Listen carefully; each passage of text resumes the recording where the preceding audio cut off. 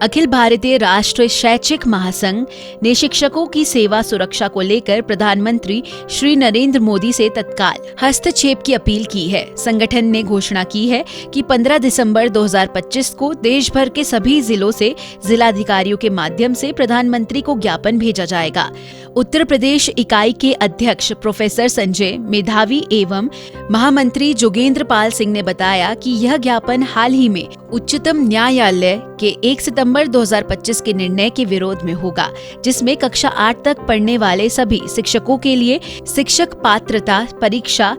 TET अनिवार्य कर दी गई है। महासंघ का कहना है कि यह फैसला 2010 से पूर्व नियुक्त शिक्षकों की सेवा सुरक्षा पर संकट खड़ा करता है, जबकि उन्हें पूर्व में TET से छूट प्राप्त थी। राष्ट्रीय अध्यक्ष प्रोफेसर नारायण लाल गुप्ता और महामंत्री प्रोफेसर गीता भट्ट ने स्पष्ट किया है कि इस निर्णय से 20 लाख से अधिक शिक्षक प्रभावित होंगे। संगठन का तर्क है कि अनुभवी और लंबे समय से सेवा कर रहे शिक्षकों पर अचानक TET थोपना अनुचित है। महासंघ ने मांग की है कि यह नियम केवल भविष्य की नियुक्तियों पर लागू हो और 2010 से पूर्व नियुक्ति शिक्षकों की सेवा एवं गरिमा सुरक्षित रखी जाए। कुछ दिन पहले उच्चतम न्यायालय का एक निर्णय आया है, जिससे एक भ्रम की स्थिति पैदा हो गई है। अगर पिछला देखा जाए तो RTI अधिनियम 2009 और NCTE की अधिसूचना अगस्त 2010 के अनुसार स्कूली शिक्षा के शिक्षकों को 2 भाग में बांटा गया था। जो शिक्षक 2010 से पहले से कार्यरत हैं वो एक भाग में थे, और जो 2010 के बाद का आए हैं कार्यरत हुए हैं वो अलग भाग में थे। और TET की अनिवार्यता उन शिक्षकों की थी जो 2010 के बाद कार्यरत हुए हैं। परंतु अभी उच्चतम न्यायालय के एक निर्णय में भ्रम पैदा कर दिया है और ऐसा प्रतीत हो रहा है कि TET की अनिवार्यता सभी शिक्षकों के लिए अनिवार्य कर दी गई है। इससे 20 लाख से ज़्यादा शिक्षक पूरे देश में प्रभावित हो रहे हैं और उनके अंदर असंतोष की भावना हो रही है कि इतने वर्ष की कार्य करने के बाद उन्हें फिर TET की परीक्षा देनी पड़ेगी, जो कि उचित नहीं है। जब वो आए थे तो उस समय जो भी योग्यता थी वो उस योग्यता के आधार पर चयनित हुए थे, और अब उनसे कार्य के इतने वर्षों बाद दोबारा एक नई योग्यता के आधार पर मापदंड पर उनको देखा जाना उचित प्रतीत नहीं होता है। तो राष्ट्रीय शैक्षिक महासंघ और केंद्र में अखिल भारतीय राष्ट्रीय शैक्षिक महासंघ दोनों ने प्रधानमंत्री जी से आह्वान किया है कि वो इसको देखें और इसमें जो भी विधायी या नीतिगत उपाय की आवश्यकता है उस उपाय के अंतर्गत जो है आगे निर्णय लेते हुए जो शिक्षक इसमें अनावश्यक प्रभावित हो रहे हैं उनको TET की बाध्यता से के अंदर न रखते हुए 2010 से पहले के शिक्षकों को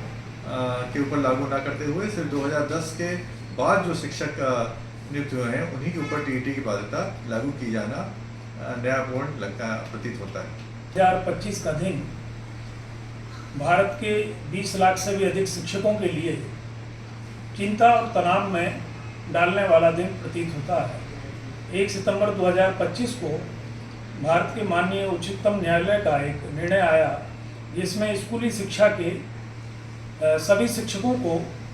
TET परीक्षा उत्तीर्ण करने का आदेश दिया गया है। 2010 से पूर्व जो शिक्षक नियुक्त हुए थे उन्हें पहले TET परीक्षा उत्तीर्ण करने की बाध्यता से मुक्त रखा गया था, लेकिन हाल ही में आए सर्वोच्च न्यायालय के इस निर्णय से सभी शिक्षकों को TET परीक्षा उत्तीर्ण करना अनिवार्य दर्शाया गया है, जिससे देश के 20 लाख से भी अधिक शिक्षकों की नौकरी पर संकट आ गया है। वो तनाव और चिंताग्रस्त हो गए हैं। अखिल भारतीय राष्ट्रीय शैक्षिक महासंघ ने पूरे देश के अंदर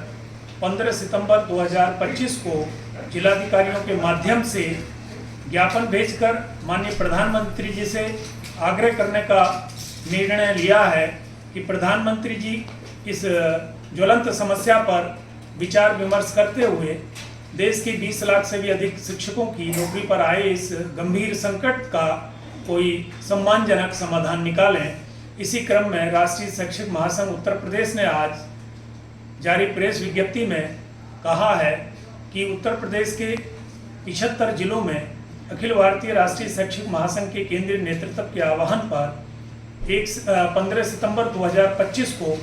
सभी 75 जिलों के जिलाधिकारियों के माध्यम से माननीय प्रधानमंत्री जी को ज्ञापन भेजा जाएगा और उसमें आग्रह किया जाएगा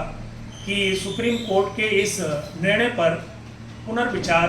किया जाए और देश के 20 लाख से भी अधिक शिक्षक जिनकी नौकरी और जीवन संकटग्रस्त प्रतीत होता है इस निर्णय से, उनको राहत प्रदान की जाए। ऐसा राष्ट्रीय शैक्षिक महासंघ ने मानकर 15 सितंबर 2025 को अखिल भारतीय राष्ट्रीय शैक्षिक महासंघ के केंद्रीय आह्वान पर सभी जिलों से जिलाधिकारियों के माध्यम से ज्ञापन भेजने की योजना रचना बनाई है।